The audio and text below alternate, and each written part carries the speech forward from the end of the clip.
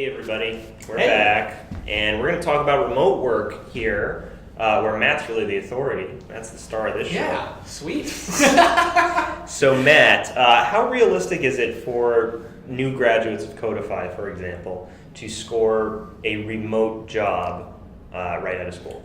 It's possible. It's happened, but I would not expect it. I don't think that's something any of our students should be targeting at all. It should not be your immediate focus.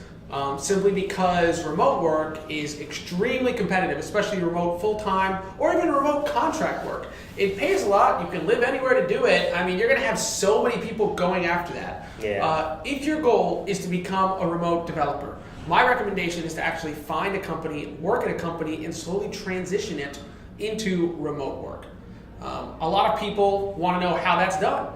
So I just want to kind of lay out how you would actually go about doing that. Yeah, I want to know that stuff. Yeah. So basically what happens is, when you have to work there a little while. You can't work there for like a week and then start doing this process. You normally want to work there, for several months at least. I imagine like 6 to 12 months would be really good. Build up really good rapport and some trust. Then what you need to do is find an excuse to work at home for 1 or 2 or 3 days a week. Right? Always ask for more when you start. Say like, hey, I need to work for 3 days a week from home. Is that okay? And if they say no, come back with like, well, what about 1 week or 1 day a week or 2 days a week? Then when you work at home, crush it. Like do an amazing job. Okay, do a really, really good job. Even if this is like a one-time thing, do an amazing job. Then come back to them and say, hey, I was able to do twice as much as I normally do because I wasn't interrupted all the time. I didn't get distracted with meetings. I didn't get distracted with the ping pong table and all this stuff, right? I was just talking to my friend who's doing this right now, and he has a ping pong table that distracts him at work. What is it with grown men playing ping pong in the middle of the workday? I don't know. But so you start doing that, right? And you tell your manager or your boss or whatever, hey, I was working from home. I really got a lot done. I'd like to make this a 2 or 3 day a week kind of thing. Again, go higher. If they say, no to that, come back with like, well, what about 1 day, maybe 2 days? Hopefully they would say yes at that point because they trust you enough, and you start working that, 1 or 2 days a week at home. Now, the really important thing here is when you work at home, you have to do way more than you do at work. Okay, that's really the secret, is you just have to make it look like you're doing way, way better. And so each time you talk to them, you're like, clearly doing way more at home. You do that for a little bit, several weeks, a couple months or whatever. And then you come back to them and say, look how much more I've been able to get done. I'd really like to do more work at home.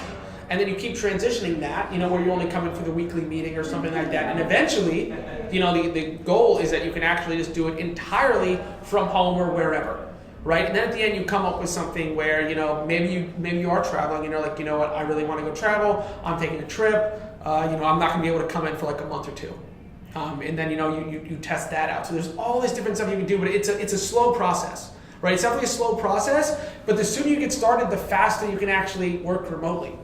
So that would be my recommendation. If you want to work remotely, go find a company, build up that solid trust that you really need, and then slowly transition into remote work. That's the fastest way, and the only really guaranteed way to do this. It's pretty fascinating, and not something I ever thought of. So it sounds like the most important takeaway is do good work.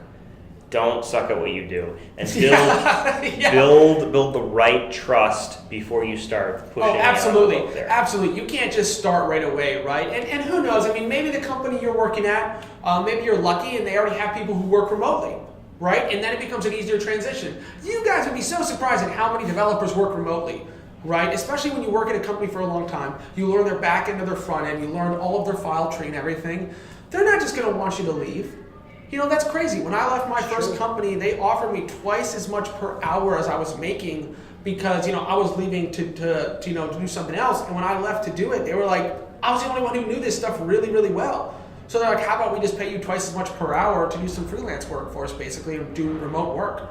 And it's because I knew all of this stuff. So as you build up that trust and rapport, you become this like super, super valuable person because people can't just come in and learn this, file tree system. So that's a really good point. So as you work at a company for a longer period of time, you become more and more valuable. More so, you even eventually eclipse the value that they're actually paying for you, the salary that they're paying for you. And it sounds like that is the point when you can start customizing your situation. Start pursuing that remote arrangement. That's really interesting. Yeah, when people can't just come in and replace you, right? Then you can kind of start calling your own shots in a way. Right? And most companies are normally fine with it. There's a ton out there. There's some who aren't, and they're never going to be okay with it. But there's a bunch that are just completely fine with it. It makes sense. A lot of jobs can be done remotely now. I've definitely seen plenty of managers or directors who don't really care if you're at your desk from 9 to 5, as long as you hit the milestones that have been laid out for you. Exactly. That's what it's really about. And if you can prove you can do that while you work there and then while you work at home, you'll be completely fine. Excellent. Cool. So if you want to do that, get started on that right now and let me know how it goes.